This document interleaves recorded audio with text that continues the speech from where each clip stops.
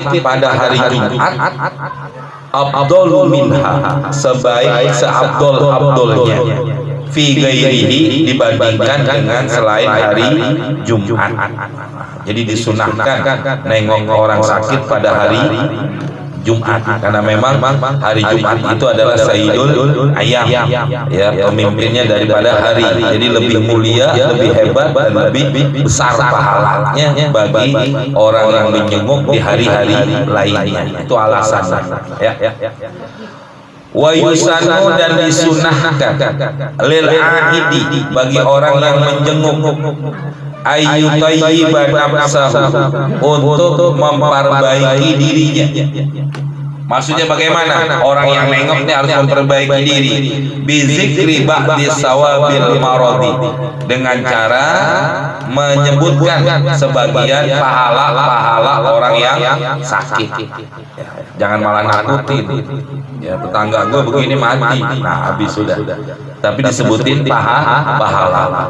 Wasabri alaihi, dan menyebutkan tentang apa besar pahalanya orang yang bersabar atas penyakit dan lain sebagainya. Itu diantara tata cara dalam kita menjenguk orang sakit, begitu, ya.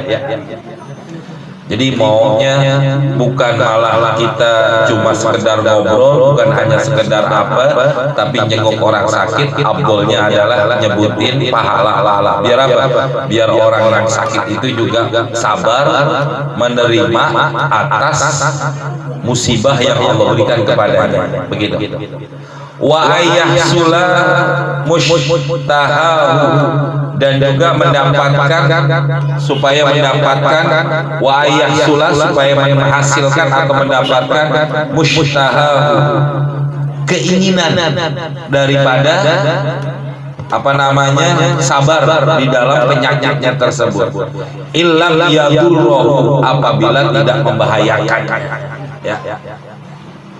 Terus berikutnya lagi, ini tata cara kalau kita nengokin orang sakit. Wala ya'taridhu alaihi fil anin, dan jangan mendatangkan alaihi, kepada orang yang sakit itu fil anin, yaitu rasa-rasa takut, was-was tentang penyakitnya, begitu maksudnya. Anin itu menakut-nakutin tentang penyakitnya, itu jangan disebutin.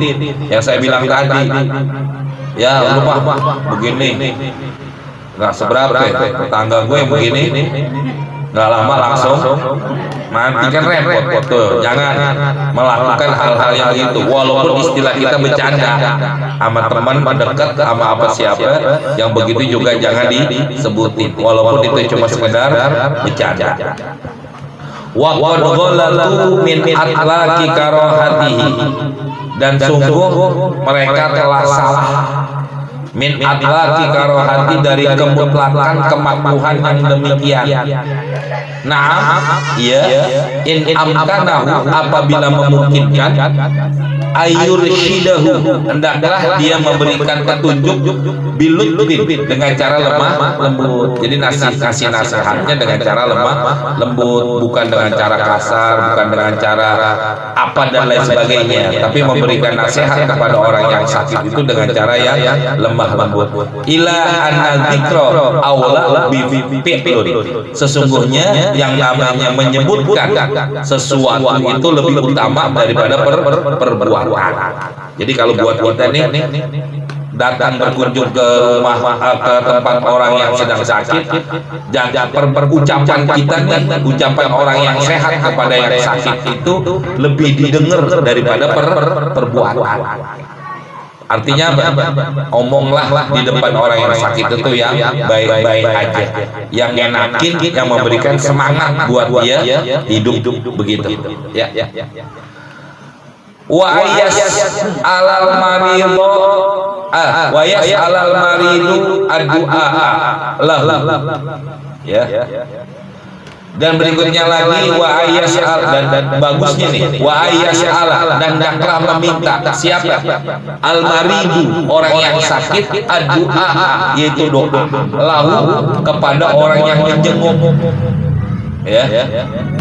Jadi Yang sakit yang minta, begitu maksudnya. Yang sakit minta didoain. Kenapa alasannya? Lisihatil khobar. Karena sohehnya daripada hadis bil amri, memerintahkan untuk membacakan doa buat orang yang sakit. Bahkan dalam riwayat lain nanti begini jamaah, bukan hanya kita yang sehat doain yang sakit juga kita nih yang sehat minta doain juga. Jadi saling mendoakan, yang sehat doain yang sakit juga kita nih yang sehat minta didoain sama yang sakit. Kenapa? Wa anahu, karena sesungguhnya doanya orang sakit kadu'ail malaikati, seperti doanya malaikat. Jadi artinya apa? Lebih dekat dijabah, lebih dekat didengar oleh Allah. Jadi bukan hanya kita doang nih yang sehat doain yang sakit, tapi kita yang sehat minta didoain yang sakit. Kan kalau orang bilang salah loh, yang sehat yang doain sakit. Iya betul, itu udah nggak pakai diminta juga kita memang doain. Tapi yang sakit ini nih, yang sedang Allah uji, yang sedang Allah berikan apa namanya kedekatan, Allah lagi ampunin dosa-dosanya, Allah lagi bersihin kesalahannya, berarti nih orang yang sakit doanya lebih ijabah, lebih didengar oleh Allah Subhanahu wa taala. Maka sunnahnya buat kita nih yang sehat, yang datang minta doain saya juga ya, gini gitu sebutin. Itu bagusnya. Kenapa? Karena doanya orang yang sakit seperti doanya malaikat. Ini kalau orang yang nggak paham begini jamaah, yang lain pada protes. Salah, lo yang sehat doain yang sakit, bukan yang sakit doain yang sehat. Memang begitu aturan dalam agamanya. Ya, karena yang dikatakan bahwa doa orang yang sedang diuji oleh Allah, diuji itu kan macam-macam, bukan hanya sakit doang, macam-macam kan. Orang lagi kesusahan, orang lagi apa, itu doanya dia itu lebih didengar oleh Allah dibandingkan orang yang dalam keadaan sempurna. Seperti orang sakit, doanya itu lebih didengar oleh Allah Subhanahu wa taala dibandingkan dengan yang lainnya. Itu bagus. Makanya kita nih jangan malu-malu juga, doain saya juga nih biar sehat, biar panjang umur, biar apa dan sebagainya. Kita minta doa kepada mereka. Siapapun yang sakit, ya jangan bilang, oh yang sakitnya orang biasa, yang sakit orang-orang begini, yang sakit saudara saya, yang sakit tetangga, saya tahu perilakunya gimana. Jangan ngelihat itunya, tapi kita ngelihat kondisi dia dalam keadaan dekatnya dia kepada Allah, sedang diampunin dosanya dia sama Allah. Nah di situ kita juga minta didoain. Ya, wasoha, dan telah mensohkan annahu bahwasanya Nabi Shallallahu Alaihi Wasallam karena di mana Nabi idza dahola ala maridin, apabila Nabi masuk ke orang yang sakit, artinya jengukin orang sakit, qala la ba'sa tahurun insyaallah ai maradaka yadhuru minad dzunub. Kata Rasulullah, la ba'sa, mananya lah kalau diartikan begini nih ya, la ba'sa, tidak apa-apa, tahurun, bersih insyaallah. Artinya apa? Ai maraduka, sakitmu yadhuru minadz dzunub, bisa membersihkan daripada dosa-dosa. Jadi kalau kita yang jenguk, bahasanya kita begini, ya mudah-mudahan nih dosa sakit kamu bisa menggugurkan dosa-dosa dan lain sebagainya. Jadi memberikan nasihatnya di situ buat yang sehat kepada yang hidup, ngasih semangat, ya jangan ngeluh, jangan gak nerima, jangan kagak sabar. Kenapa? Dengan sebab sakitnya aja bisa digugurin dosa-dosanya tuh orang. Masya Allah, ya. Wasohah aidon, dan disohhikan pula annaman qala.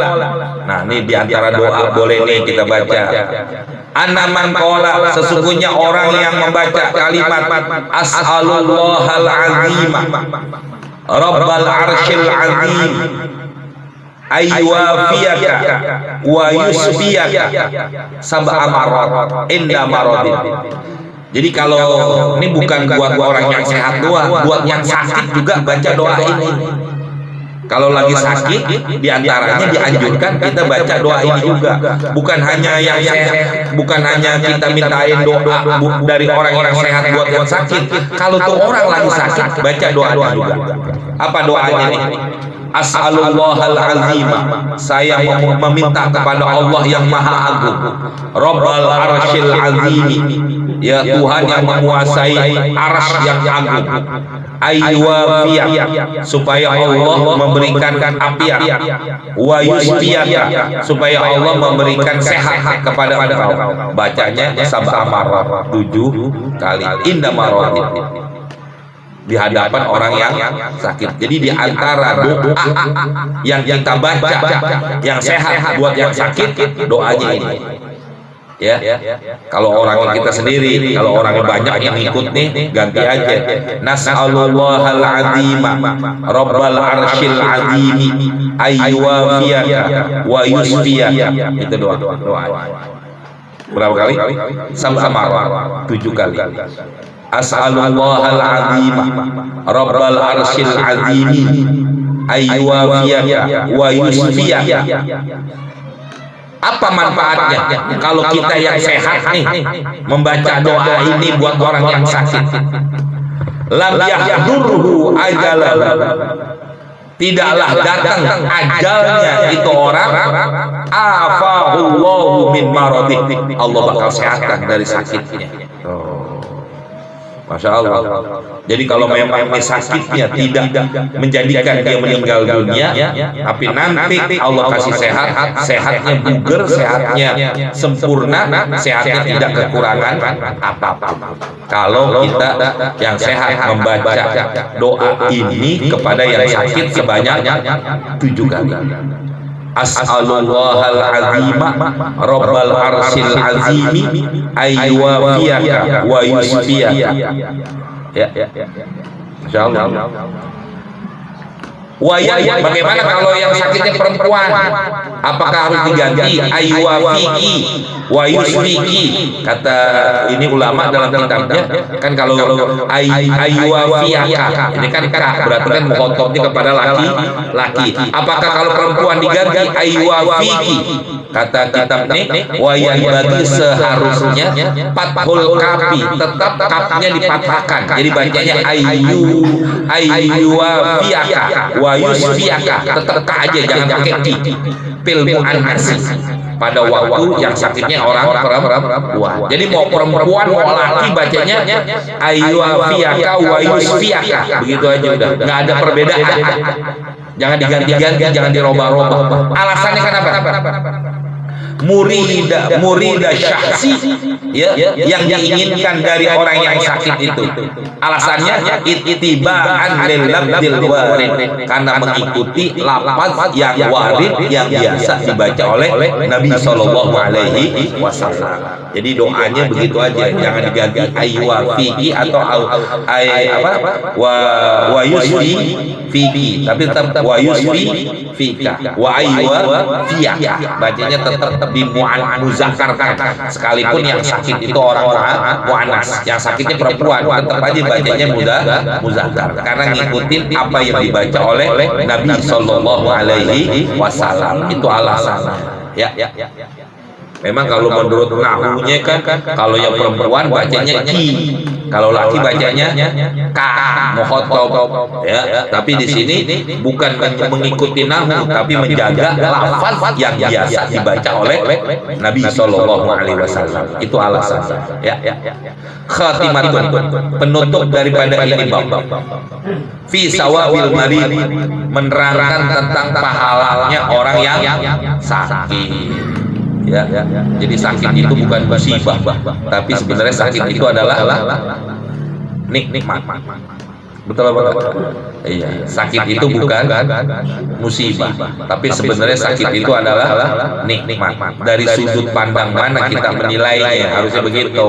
Ya, kayak guru ngasih ujian ke anak murid, itu apakah itu kebencian? Bukan, tapi tanda sayangnya guru kepada murid supaya apa? Naik kelas. Kalau kita ini, kalau anak sekolah naik kelasnya ujian, kalau kita hidup naik kelasnya dari mana? Dari ujian itu, sakit, susah, musibah apapun itu namanya ujian kita dalam hidup buat naikin kelas kita, derajat kita di sisi Allah. Makanya Syekh Abdul Qadir Jailani beliau mengatakan bahwa sesuatu apapun jangan kita lihat apa yang ada, tapi kita lihat dari siapa datangnya itu. Maka dikatakan begini, kata Imam Syekh Abdul Qadir Jailani, ya, apa kata beliau? Ma'ahabba wa talazzuza bihi, tidaklah saya merasa lezat dan tidaklah saya suka, ya, dengan sesuatu musibah yang datang kepada saya. Ma'ahabbal bala wa talazzuza bihi, tidaklah saya merasa lezat, tidaklah saya merasa nikmat dengan bala, illa, kecuali siapa yang bisa menikmati bala, siapa yang bisa merasa lezat itu bala, illa, kecuali man arafal mubli, orang yang tahu dari siapa itu bala. Bala itu, musibah itu datangnya dari siapa? Ini penyakit datangnya dari siapa? Yang kasih penyakit Allah. Yang kasih kita susah siapa? Allah. Makanya kalau kita tahu Allah yang kasih, maka dia akan apa? Berterima kasih dengan apa yang Allah kasih. Kan begitu. Ya, memang Allah kasih kita enggak semuanya yang apa yang kita harapin. Kita sih ngarepin dari Allah sesuatunya itu apa? Yang apa yang kita anggap itu baik, tapi belum tentu sesuatu yang baik dari sesuatu yang baik menurut kita belum tentu baik menurut Allah. Belum tentu sesuatu yang jelek dari Allah, ya, belum tentu itu menjadi jelek buat kita, tapi bisa jadi kebalikan. Sesuatu yang baik buat kita bisa jadi itu adalah kejelekan. Ada sesuatu yang jelek menurut kita bisa jadi itu adalah kebaikan. Kan begitu. Kayak sakit Allah kasih, tujuannya ngingetin, ya, jangan terlalu sombong dengan penyakit, dengan sehatmu, sehingga biar pada sadar, biar pada mau ibadah. Orang susah nyari rezeki, bukan itu musibah, diingetin bahwa jangan sombong dengan harta yang kau punya. Kenapa? Karena ada orang susah di bawah kita. Kan begitu ya. Itu diantaranya. Jadi inilah yang dikatakan pahala buat orang yang dalam kondisi sakit seperti ini. Jadi nasihat buat kita semuanya. Cuman memang sulit. Kita dikasih sakit, ada yang alhamdulillah. Ya Allah, gue sakit mulu, kapan gue sehat? Lo lupa, sakit baru seminggu, sehatnya berapa tahun? Kan begitu, betul? Nah iya, ini kadang-kadang kita lupanya di situ. Coba kita lihat ya pahalanya orang yang sakit. Akhraja Sayyidhan, Imam Bukhari Muslim mentakhrij hadis, ma yusibul mu'minu min nasabin, tidaklah tertimpa seorang mukmin min nasabin, ai ta'abin, rasa capek. Kita capeknya aja nih, usaha, kerja, nyari nafkah kan capek. Tidaklah orang mukmin mendapatkan kecapean, wala wasabin ai maradin, tidaklah orang mukmin yang tertimpa penyakit, wala hammin, dan juga kebingungan. Bingung mulu kita hidup, ya, nggak punya duit, bingung, punya duit, mungkin bingung. Kenapa? Saudara pada tahu tak pada pinjam, wala hammin, kebingungan, wala haznin, dan juga tidaklah orang mukmin ketimpa kesedihan, hatta syaukata yusaquha, sehingga duri yang menusuk kepadanya, cuma duri doang ketusuk. Berapa sih sakitnya? Duri, ya, nggak begitu sakit banget, apalagi lebih dari itu.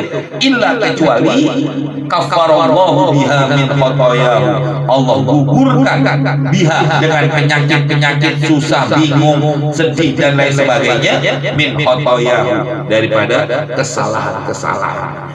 Jadi ada dosa yang diampuni oleh Allah dengan sebab kita sakit.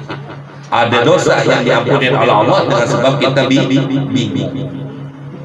Makanya kalau lagi bingung, alhamdulillah. Lagi susah, alhamdulillah. Ada Nah, ada ngeluh mulu kita hidup. Makanya kalau orang banyak hidup banyak mengeluh, maka dia akan selalu dalam kondisi apa? Kesusahan terus. Tapi kalau orang dalam kondisi bingung tapi nggak pernah bingung, dia akan selalu apa? Bahagia hidupnya. Ya. Ini yang memang harus kita pelajari. Kalau nggak kita pelajari, yang begini nggak bakal bisa. Harus kita bisa belajar. Kebingungan itu tidak menjadikan kesedihan. Kesedihan itu nggak jadikan kebingungan. Gimana kesedihan kebingungan kita menjadi kenikmatan? Ya, belajar. Nggak mungkin enggak. Harus bisa kayak begitu. Berikutnya, Masya Allah. Wa Abu Daud, Imam Abu Daud mentakhrij hadis, annal mu'mina, sesungguhnya orang mukmin, idza asabahu saqama, apabila tertimpa orang mukmin itu sakit, summa afahu Allahu minhu, kemudian Allah sehatin lagi. Sakit, terus Allah sembuhkan daripada penyakitnya. Karena maka adalah penyakit tersebut kafaratan, sebagai penggugur lima mabuk dari apa yang lewat min dunubihi, daripada dosa. Makanya setelah sehat kita ucapin alhamdulillah. Ya, satu, sakit itu bisa menjadikan apa? Pengguguran dosa. Yang kedua apa? Wa mau'izatan, sebagai nasihat lahu buat orang tersebut fima yastaqbil, dari sesuatu yang akan datang. Jadi nasihat buat kita, ini gara-gara gua makan ini jadi sakit, nah besok jangan. Ini gara-gara begini nih gue sakit, ya besok jangan diulang lagi. Jadi pertama, sakit itu menjadikan pengguguran dosa. Kedua, sakit itu menjadikan nasihat buat kita. Gimana sehat? Gimana sakit? Ya enak. Mau ibadah gak bisa, mau ke masjid gak bisa, mau silaturahmi kagak bisa. Nah pas dia sehat, buru-buru dah ke masjid sholat berjamaah. Lagi sehat, buru-buru lah silaturahmi. Ini kagak. Pas sehat ngapain? Di jalan-jalan. Mumpung gue sehat, jalan-jalan juga gitu. Ngaji kagak, ibadah kagak, silaturahmi kagak. Emang ada yang gitu? Nauzubillah min dzalik. Jangan sampai. Berarti apa? Sakit itu tidak menjadikan mau'izah, tidak menjadikan nasihat buat mereka. Ya. Nauzubillah. Berikutnya lagi. Wa annal munafiqo. Nah, kebalikannya. Dan sesungguhnya orang munafik. Kalau tadi buat orang mukmin, sakit bisa menggugurkan dosa, sakit bisa memberikan nasihat. Bagaimana orang munafik? Berarti kita bisa menilai diri kita nih, kita mukmin apa munafik, itu aja udah. Kalau mukmin kayak tadi.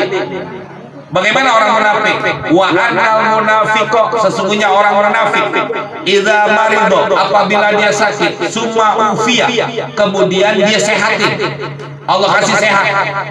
Bagaimana sifatnya orang munafik? Kana kal ba'iri, keadaan orang munafik seperti onta. Aqalahu ahlahu, yang diikat oleh pemiliknya. Summa arsaluhu, kemudian dilepas ikatan. Orang munafik lagi sakit seperti onta yang diikat. Terus habis diikat, dilepasin lagi ikatan. Palam yadri, itu onta nggak ngerti, nggak tahu. Lima aqaluhu, kenapa dia ikat? Walam yadri, dan dia nggak tahu. Lima arsaluhu, kenapa dia dilepasin. Kayak orang munafik sakit, kenapa dia sakit? Dia nggak tahu. Kenapa dikasih sehat oleh Allah? Dia juga nggak tahu. Yang akhirnya apa? Sakitnya tidak menjadi mau'izah. Kalau kita termasuk ini, berarti kita orang munafik. Gitu aja. Gampang menilai diri kita masing-masing. Tatkala kita sakit gimana nih? Setelah sehatnya, mungkin baik nggak akhlaknya, mungkin baik nggak perilakunya, mungkin taat nggak kepada Allah. Lihatnya kayak begitu aja. Tapi kalau setelah dia sakit dan sehatnya tidak mempengaruhi apa-apa, bahkan mungkin dengan setelah dia sakit sehatnya malah bikin jauh kepada Allah, naudzubillah min dzalik. Ini salah satu daripada sifat orang munafik. Ya, betul. Itulah ya salah satunya. Kita bisa menilai diri kita masing-masing. Ya, kita dikatakan munafik marah. Tapi kita banyak yang sifat kita seperti orang munafik, perilaku kita kayak orang munafik. Naudzubillah min dzalik. Ya, kita bisa nilai diri kita masing-masing. Jangan kita nilai diri orang aja, kita pun harus menilai diri kita. Wal Bukhari, Imam Bukhari mentahris hadis may yuridillahu bihi khairan, may yuridillahu bihi khairan, barang siapa yang Allah inginkan khairan, kebaikan. Jadi kalau Allah pengen kita menjadi baik, apa diantaranya caranya Allah menjadikan kita baik? Yasubu minhu ay yuwajjihu Allahu ilaihi musibatan au bala'an. Allah datangkan kepada orang musibah au bala'an. Jadi kalau Allah lagi datangin musibah, Allah datangin kita bala, berarti Allah lagi menginginkan kita menjadi baik. Yang saya bilang tadi jamaah, kalau kita kan menilainya sesuatu yang jelek itu kita anggap jelek, sesuatu yang baik itu kita anggap baik, belum tentu. Betul. Iya. Artinya menilailah segala sesuatunya itu dengan apa? Dengan baik. Mau itu baik ataupun jelek, kita nilainya itu adalah baik. Jangan menilai sesuatu itu dengan nafsu. Ya, kalau kita menilai sesuatu itu dengan, saya mau kayak begini, kayak kita hidup, ya kayak kita berumah tangga, jangan kita lihat kejelekan istri kita, istri begitu juga, jangan lihat kejelekan suami. Kenapa? Karena kita nggak tahu segala sesuatunya itu apa yang sebenarnya terjadi, kan begitu ya, betul. Cuma kan kalau kita nih yang namanya manusia yang nggak pernah lepas dari godaan iblis, godaan setan, sehingga kita melihat apa? Sesuatu kebaikan aja kita lihat jeleknya, apalagi jeleknya pasti kita lihat jelek. Yang cakep aja, perbuatan baik orang aja kita lihat, kita anggap jelek, apalagi perbuatan jelek. Itu yang harus kita robah. Jangankan kita sama orang lain, sama pasangan kita aja nih, istri sama suami, harus ngelihat kebaikannya aja, jangan lihat kejelekannya. Kenapa? Karena memang udah jelek orangnya, susah jadinya. Kan begitu. Ya. Begitu juga Allah menginginkan orang itu baik, caranya gimana? Bukan Allah kasih nikmat, bukan Allah kasih dunia, bukan Allah kasih kemudahan, bukan Allah kasih segala sesuatu yang dibutuhkan, tapi Allah menginginkan dia baik dengan cara Allah kasih musibah, Allah kasih bala. Ya, kayak saya bilang tadi, guru mau biar anak muridnya naik kelas, biar lulus, cari gimana? Ikut ujian. Coba dah kata guru, gue sayang sama lo, udah nggak usah ikut ujian, kan di situ dulu, nggak naik kelas, kan nggak lulus, betul kan? Nah begitu juga Allah Subhanahu wa Ta'ala kepada kita, tatkala dapat musibah, dapat bala, dapat kesusahan, berarti Allah menginginkan kita ke kebaikan. Masya Allah. Jadi artinya apa? Banyak syukur kita. Nggak pernah mengeluh akan Allah Subhanahu wa Ta'ala. Banyak syukur, alhamdulillah saya diingetin Allah, alhamdulillah begini, kan begitu ya. Nah ini yang mohon maaf jamaah, saya pun lagi belajar yang begini ya, bersikap atau berhusnuzon, berbaik sangka aja kepada orang-orang, begitu maksudnya. Saya pun lagi belajar ya begini. Karena kalau kita lihat ini jamaah, para wali-wali Allah, orang-orang dekat sama Allah itu salah satu jalan yang paling cepat ini, yaitu apa? Husnuzon, berbaik sangka sama orang, siapapun orang. Ya, bahkan orang yang tukang maksiat aja, jangan kita berpikir jelek kepada mereka, kita husnuzon aja. Ya sekarang dia maksiat, nanti tatkala dia mati Allah kasih hidayah yang akhirnya matinya husnul, bisa nggak? Kita nggak tahu, kan begitu. Nah, itu namanya kita lagi berhusnuzon, berbaik sangka kepada orang, siapapun, terutama ya sama istri, sama suami sama istri, ya orang tua sama anak-anak sama orang tua. ya mertua sama menantu harusnya punya sifat husnuzon, berbaik sangka. Enggak usah menantu gue males banget nih, tidur dulu dah, tidur lu. Ntar giliran makan bangun, selesai makan kagak cuci piring, kagak ngapa-ngapain, kerja kagak, giliran makan bangun. Emang ada begitu? Ya Allah, jangan lihat gitu. Bisa jadi jamaah dengan sebab pembantu atau anak yang begitu naik derajatnya dari sisi Allah Subhanahu Wa Taala. Karena apa? Sabarnya kita. Betul? Lah ini kan kita nggak tahu. Coba lihat, Nabi Musa diangkat menjadi nabi kapan? Pada waktu kondisi gimana? Apakah Nabi Musa lagi senang? Waktu Nabi Musa nih mau diangkat jadi nabi dalam kondisi apa? Bingung Nabi Musa. Lagi keder, mau jalan kemana, nggak tahu arah jalannya kemana, betul nggak? Pada waktu Nabi Musa lagi keder, lagi susah, lagi bingung, akhirnya apa? Allah angkat dia menjadi seorang nabi. Betul?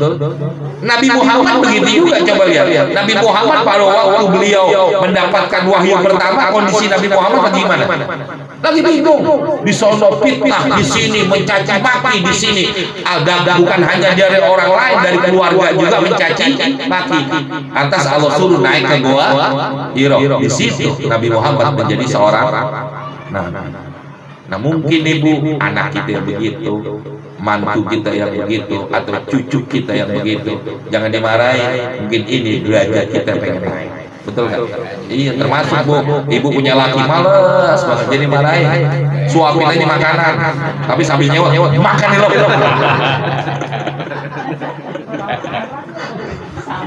Sama aja betul. Ya Allah. Tapi emang itulah ujian kita masing-masing ya, ada aja, nggak mungkin kagak. Ya.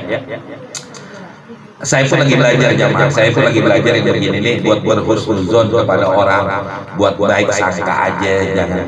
Karena kadang-kadang satu keluarga begini nih ada aja yang apa sih bahasanya, yang nggak ngenakin, ada, jangan sampai keluarga saya pun begitu, ada aja ya macam-macam begitu begini ya.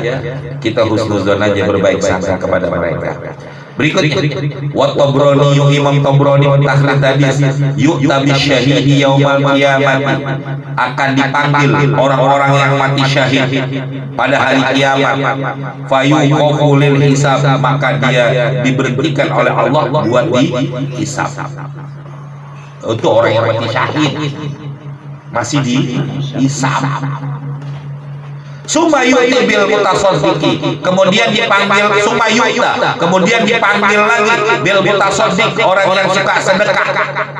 Fayu'zabu lil hisab, dan dia diberhentiin juga buat dihisab. Tuh orang yang banyak sedekah aja masih dihisab oleh Allah sebelum masuk di yaumul kiamat di padang mahsyar. Sumayu'ta bi ahlil bala, kemudian Allah panggil orang-orang yang suka mendapatkan bala, hidupnya susah, hidupnya bingung, hidupnya galau, hidupnya nggak pernah tenang. La yusabu lahum mizanun, tidak ditegakkan buat mereka mizan, timbang, langsung masuk surga. Orang yang hidupnya selalu bingung, orang yang hidupnya selalu dapat bala, nggak pernah nanti di yaumil kiamat nggak mendapatkan mizan, timbangan. Wala yusabu lahum diwanun, dan tidak ditegakkan bagi mereka itu apa? Buku catatan. Fayusabu lahumul ajru, maka dia berikan langsung kepada mereka apa? Al ajru, ganjaran pahala. Sobat, dicucurin, dituangi daripada pahala-pahala kepada mereka. Masya Allah. Ini untungnya orang yang dapat, bala, orang yang dapat berusaha, orang yang hidupnya selalu bingung, orang yang hidupnya selalu kesakitan.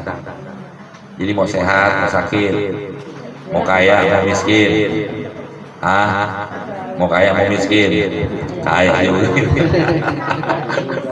Tapi kalau lihat ya sehat di dunia, kaya di dunia, nanti di akhiratnya juga kita bisa tidak mendapatkan hisab dari Allah. Pengen begitu. Sampai hatta anak ahlal afiyah, anak ahlal afiyah, sampai sesungguhnya orang-orang yang selalu sehat, orang-orang yang selalu hidupnya enak di dunia, orang-orang yang hidupnya waktu di dunia itu sejahtera, la yatamannawna fil mauqif, mereka berangan-angan di padang mahsyar anna ajsadahum, sesungguhnya jasad-jasad mereka qorodet, kok apa qoridat bil maqaridi min husni sawabillah, mereka pengen dikocok dengan kocokan supaya mereka mendapatkan pahala di sisi Allah Subhanahu wa taala. Ya Allah, di yaumil kiamah baru pengen begitu.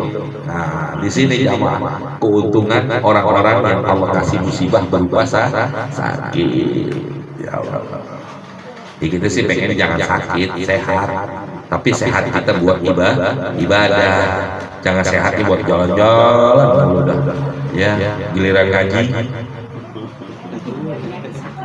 sakit. Ngaji udah selesai. Baik. Emang ada begitu. Tapi itulah hidup ya. Jangan sampai kita naudzubillah min dzalik. Ya. Satu lagi hadis saya baca. Wa dari Imam Tabrani, idza maridul abdu salasata ayyam, apabila sakit seorang hamba 3 hari, kharaja min dunubi, maka semua dosanya keluar, kayaumin waladat ummuh, seperti ibunya yang baru melahirkannya. Masya Allah, sakit 3 hari. Ya, itu keuntungan orang-orang sakit. Yang penting apa? Terima, sabar dari penyakit yang Allah berikan kepada diri dia. Ya. Wa ibnu abi dunya wallahu a'lam bishawab. Cukup ya? Ini diantara padilah. Masih banyak nih pahala-pahala yang akan Allah berikan bagi orang yang dalam kondisi sakit. Ya, tapi mudah-mudahan Allah kasih kita sehat selalu. Ya. Cukup. Nggak ditanyakan? Kalau yang sakitnya bertahun-tahun itu gimana?